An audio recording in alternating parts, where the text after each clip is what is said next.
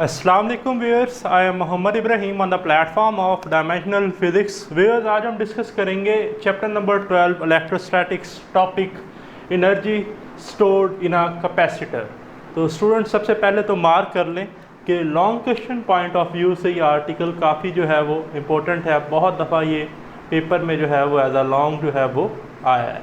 ठीक है जी, तो आइए टॉपिक का बाकायदा स्टार्ट करते हैं। अब आप जानते हैं स्टूडेंट के कैपेसिटर जो है वो क्या है, क्योंकि हमने इससे पहले कैपेसिटर को डिफ़ाइन भी किया और कैपेसिटेंस का जो रिलेशन था पैरेलल प्लेट की वजह से वो कैलकुलेट किया। तो हमने डिस्कस किया a device that store electrical energy और electrical charge in the form of electric field lines is called capacitor. तो स्टूडेंट वो डिवाइस जो इलेक्ट्रिकल पोटेंशियल एनर्जी को स्टोर करती है उसे हम क्या कहते हैं जी, कैपेसिटर। आज हमने ये कितनी एनर्जी स्टोर करती है per unit volume mean energy density जो है उसका जो रिलेशन है वो ड्राइव करना है। तो consider we have a parallel plate capacitor that consisting of two conducting parallel plates that are separated by a distance d and connected by a voltage source V। ठीक है जी, ये मेरे पास एक स्विच है। ठीक है जी, इसको क्लोज सर्किट या ओपन सर्किट बनाने के लिए तो स्टूडेंट इनिशियली जब स्विच जो है वो हमारे पास ठीक है जी कनेक्ट नहीं था तो हमारे पास ओपन सर्किट था, तो तब हमारे पास इनिशियली वोल्टेज जो है वो ज़ीरो था। ठीक है जी, और कैपेसिटर पर कोई चार्ज जो है वो नहीं था। जैसे ही स्टूडेंट इस स्विच को क्लोज कर दिया गया, अब पोटेंशियल जो है वो V है, तो ये जो प्लेट्स हैं ये चार्ज होना शुरू हो गई। ठीक है जी, तो जब पोटेंशियल ज़ीरो नहीं है तो चार्ज भी ज़ीरो नहीं होगा।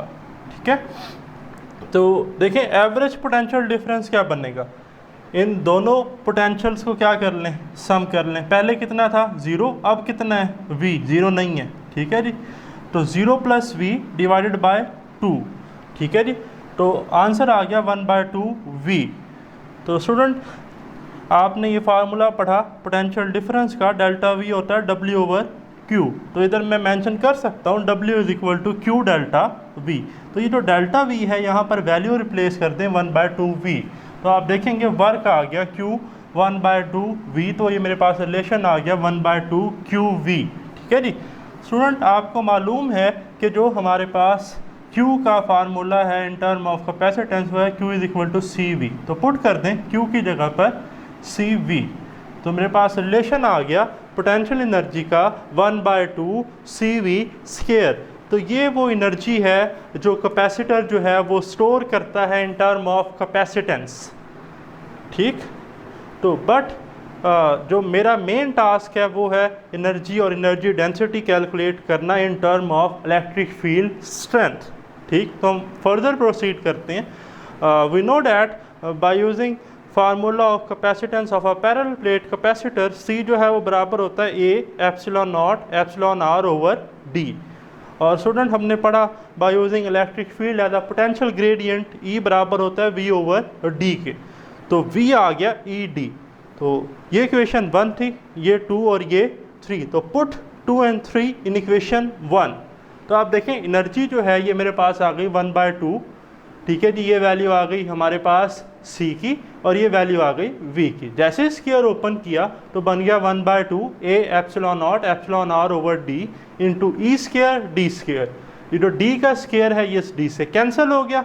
अब मैंने इसको रीअरेंज करके लिखा है, आप देख रहे हैं कि 1/2 आ गया।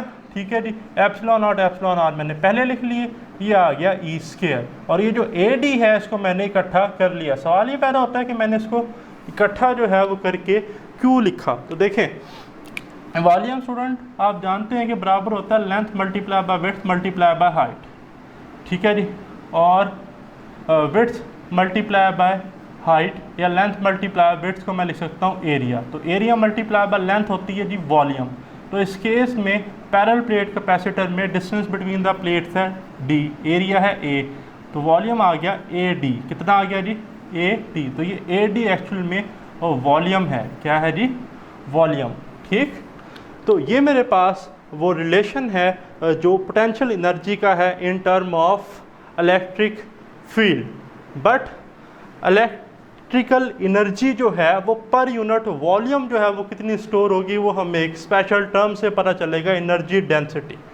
ठीक है जी, तो मार्क कर लें, पेपर में एमसीक्यूज भी आ सकता है, short question point of view से भी क्वेश्चन आ सकता है कि एनर्जी डेंसिटी क्या होती है। देखिए, energy stored in a capacitor per unit volume. ठीक है जी, कितनी एनर्जी स्टोर हो रही है पर यूनिट वॉल्यूम में, उसे हम क्या कहते हैं जी, एनर्जी डेंसिटी। तो एनर्जी डेंसिटी का स्टूडेंट यूनिट है जाउल पर मीटर क्यूब, और इसकी डायमेंशन है मेरे पास ml-1 t-2, क्योंकि जाउल की डायमेंशन होती है स्क्वायर ब्रैकेट में ml² t-2, तो 7 है मीटर क्यूब, तो बन जाएगा l-3, तो आंसर आ जाएगा ml-1 t-2। MCQs के लिए ये भी आप मार्क कर लें। ठीक है जी, आगे देखें कि अब मैंने किया क्या है स्टूडेंट, इस फार्मूले में एनर्जी का जो फार्मूला है वो पुट कर दिया, 1/2 epsilon naught epsilon R E square AD, और वॉल्यूम अभी बताया कितना था, AD, तो AD से इसको डिवाइड किया, तो AD से AD कैंसल, तो रिलेशन आ गया एनर्जी डेंसिटी का 1/2 epsilon naught epsilon R E square.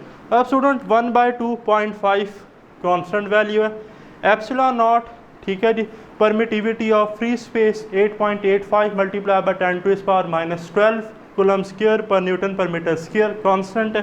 Relative permittivity हर मीडियम के अकॉर्डिंग कांस्टेंट फिक्स वैल्यू है, तो मींस कि ये तो सारे कांस्टेंट है, लेकिन ये जो टर्म है ई स्क्वायर ये कांस्टेंट नहीं है, तो इट्स मीन एनर्जी डेंसिटी का इलेक्ट्रिक फील्ड स्ट्रेंथ के साथ डायरेक्ट रिलेशन है। इलेक्ट्रिक फील्ड स्ट्रेंथ का जो स्क्वायर है वो किसके बराबर है, एनर्जी डेंसिटी के।